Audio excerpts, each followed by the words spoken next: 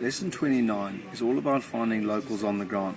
So as an example, today I drove all over Sydney with Louis Ferry, one of the gentlemen that's part of the sales manager actually at Ozinvest.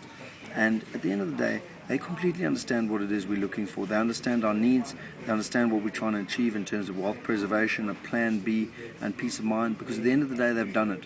They've also taken the hard yards, they've been over here. They understand the industry, they understand the people.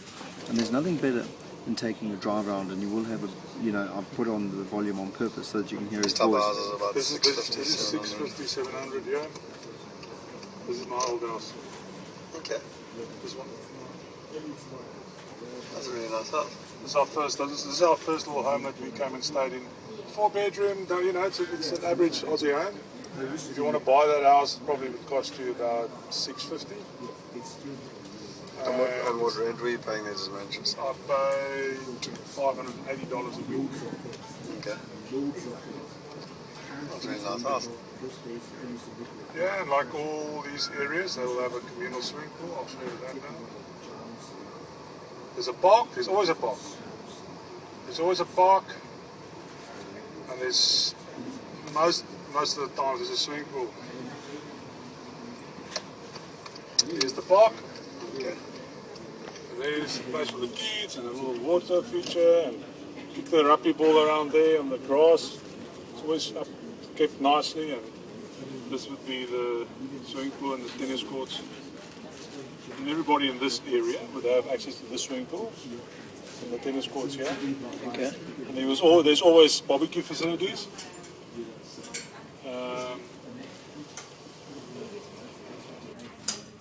Look, at the end of the day, being able to travel around with a South African, someone who knows exactly what it is you're looking for, someone who understands where you come from, understands what you expect on the ground, I found that to be an incredibly valuable tool.